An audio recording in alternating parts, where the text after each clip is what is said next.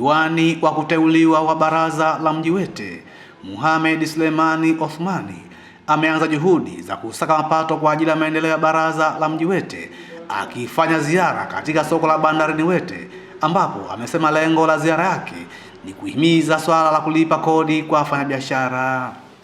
Katika ziara hiyo, diwani Mohamed amekutana na wavuvi, wachuuzi na wafanyabiashara wa samaki katika soko la bandarini Wete, akiwa na dhamira ya kutafuta mapato ya baraza ambayo baadaye yanarudi kwa wananchi kutekeleza miradi ya maendeleo. Hau kulipa kodi, kwa sababu kodi ndio ambayo inayounganisha katika masuala yote ya kitaasisi, kwa sababu tumepita kule katika mazingira ya soko jipya leo, tumeona jinsi gani soko lilivyopendeza, na si hilo tu, tumepitia Mtemani pale, tumeona mazingira mazuri, lakini yote hayo yanakuja kwa ajili ya kuweza kutengeneza moyo wa kizalendo, kuamua kwa ridhaa ya kulipa kodi. Kwa hiyo niendelee kuwahimiza zaidi na wasiwe mstari wa mbele kuhimiza tu changamoto, lakini pia wawe mabalozi wazuri katika kuhakikisha wanalipa kodi.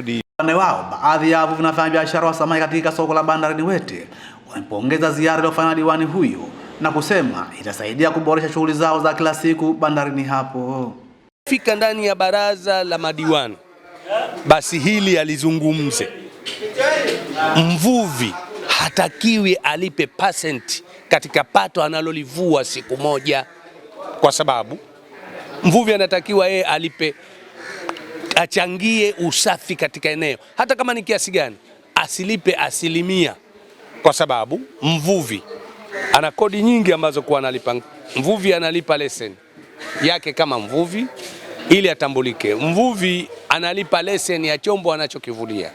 Ama sasa ni usafi kwa baadhi ya siku, maana kuna kijana mmoja huyo, yeye ikifika zamu yake huo tunashukuru sana, anafanya usafi mkubwa mno, lakini sasa huyo akitoka huyo basi inakuwa sasa hapo muda wote usafi kwa kweli unakuwa hamna. Mimi sivui, lakini ni mvuvi, lakini wako ndugu zangu wavuao hawana mdomo wao ni mie ndo msemaji wao, ikilifika mie watakwenda wao. Lakini kuna boti sasa hivi zimepinduliwa juu ya majumba huko, watu wakalia kitako. Kuna wakojani ambao kwa mpwa nyavu zile za Jarifesi, nyavu zao waje wavuvi wapewe zana kile kitu ambacho wanafanya. Wakojani kuna nyavu ambazo kwa wavulia wala haribu mazingira. Ziara hiyo imekuja wakati ambapo sekta ya uvuvi na biashara ya samaki ni miongoni mwa vyanzo vya kuu vya mapato vya baraza la Mji Wete, ambapo diwani huyo amesisitiza umuhimu wa kuimarisha ufanisi wa ulipaji wa kodi.